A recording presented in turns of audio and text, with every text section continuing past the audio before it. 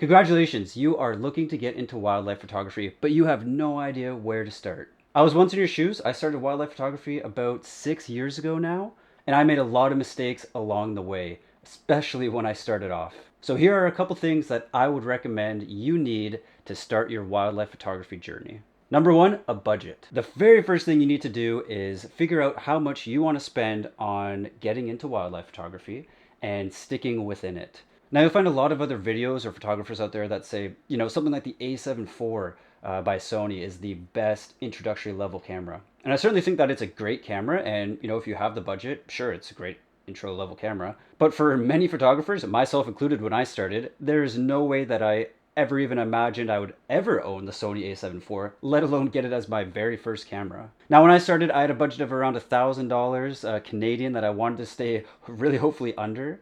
And I did. And I think there's a lot of great introductory level cameras that don't cost, $2,500, where you can start learning how to be a great photographer and learning to see if you're even interested in photography without breaking the bank. All right, so you've got your budget. The next thing we're going to talk about is the lens. So you may think, well, isn't the camera the most important thing to buy when you're doing wildlife photography or any kind of photography?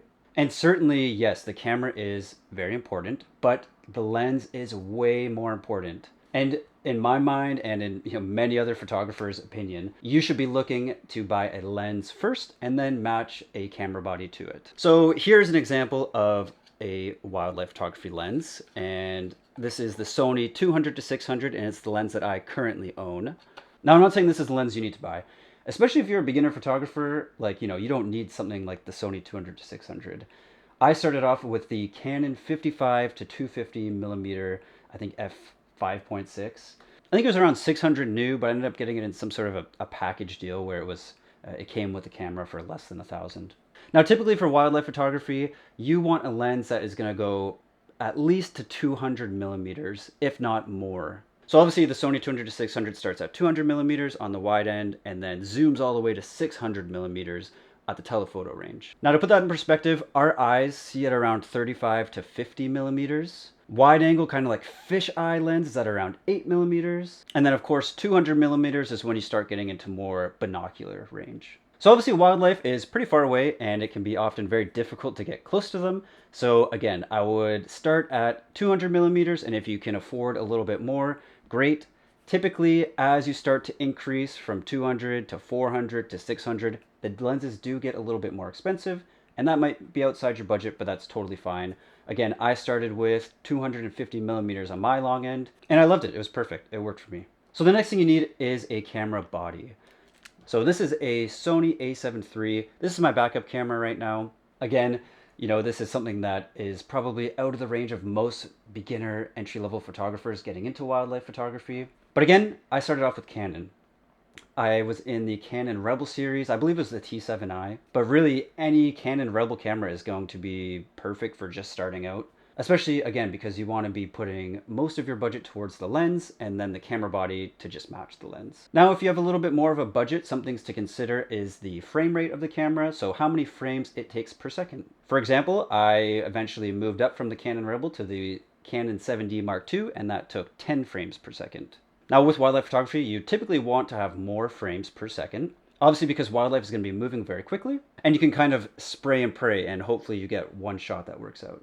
But again, you're just beginning, so you don't need anything with a crazy frame rate. That can come later down the line if this is something you really want to get into. Now, I've only ever used Canon and Sony. Obviously, I changed from Canon to Sony. But something to consider is that Canon and Nikon in particular have been around for a very long time, and they have a lot of old gear that is really good. For example, Canon has something called the 400 millimeter f5.6, which is a prime lens. It doesn't zoom at all. And this lens came out in the 90s, I think, and it is so incredibly sharp still. So if you're using Nikon or Canon, there's a lot of really good used gear to buy. Sony is really good, I think, for intermediate. I think there's a lot more if you're willing to spend more in the $3,000 to $4,000 range. There's a lot of great third-party lenses that are affordable. I started off in Sony with the Sigma 100 to 400 Contemporary. It was around $1,000, and that lens was also perfect. Another important thing is autofocus. Again, you spent most of your money on your lens, so don't worry too much about this at this point. As you progress, you'll find that you need to upgrade the camera body at some point, and autofocus will be something, again, that's going to be important. And when it comes to lenses and cameras, buy used. So of course you need a memory card to go in that camera. At this point in the game, you don't really need anything too crazy or too fancy. Just a regular old 64 gigabyte SanDisk will do just fine. You know your budget, so you can go out there looking for a lens that stays in that budget and a camera as well. And now, here are some accessories that you might need along the way too. So the first one is a tripod. Now you don't need a tripod for wildlife photography. I don't use one all the time. I would say around 20% of the time I'm sticking my camera on a tripod. Now, when I started off, I just got an Amazon Basics tripod for, I think it was like 30 bucks or something. And, you don't need to be going out there spending $400 on these tripods, especially when you're just starting out. When you progress later on down the line, definitely those tripods come in handy. But the important thing to remember is that you just spent however much money on your gear. Get a tripod that is going to support that gear. Because the last thing you want is that new camera of yours to fall off of the tripod. Now, those cheaper bodies that we just talked about typically aren't very good in low light conditions. But if you put a camera on a tripod in low light conditions, it's going to mean that you can decrease your shutter speed, which just means you're going to have a less grainy image. And those images are going to come out a lot more sharp, especially because the lenses you're buying may not have image stabilization in them. And that's totally fine.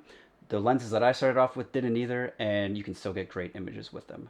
Okay, the next one is editing. Now for me, editing is a must. If you want to have these really visually appealing pictures, you need to edit your photos. But if you're getting into wildlife photography, it might not be to have these amazing photos that you want to hang on your wall. It may just be because you want to go out and take pictures of birds or frogs or insects and just look at them yourself. And if that's the case, you may not want to spend any more money on editing. But for me, I both want to go out and see cool things, but I also really want to have good images to post online or to post on my website or to print as well. And you're just not going to get those types of images if you don't edit.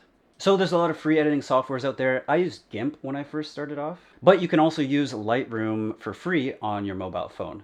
Now you won't be able to use all of the tools that Lightroom has in that free version, but again, it's just a great place to start off with. Now, if you want to spend an additional fee, I definitely recommend getting the Lightroom and Photoshop package. It's around $14 a month Canadian, and you get both Photoshop and Lightroom with all of the tools that are included in that. The next thing is a bag. So you just bought this gear, you need to keep it safe. So, get a bag that your gear is all going to fit in, and a bag that has some sort of weather resistance to it. So this is the bag I use. It is the Lowepro Flipside 400 AW. I think I got this for about 50 bucks used. Definitely not the best bag that there is for wildlife photography, but it's good enough for me. It fits my 200 to 600 and my camera at the same time, which is really important. And it also has this shield that you can kind of pull over to give some water resistance when it starts raining. So truly, get your gear first, go look for some bags online, make sure everything's going to fit, and you'll be perfect. So that's pretty much all the gear you're going to need, plus some additional softwares if you really want to get some nice images. The last thing you really need is to just get out there. Try not to worry about the gear, spend more time trying to find cool animals. This is why I started wildlife photography. It's a great way to get yourself outside while finding really cool animals. I've always been an animal lover myself, and I'm a biologist in my professional life, so this is a great way for me to get out and do something that I love and connect me with nature. So I hope this video was helpful. Leave a like down below and comment if you want to see other videos like this, the more entry-level wildlife. If you want to see something like the best lens and camera body that I would choose for under $500, I can definitely do something like that. Because I know that not everyone is in the same budget, and I had quite a small budget myself when I was starting out. So guys, I hope this helped you, and welcome to the wildlife journey.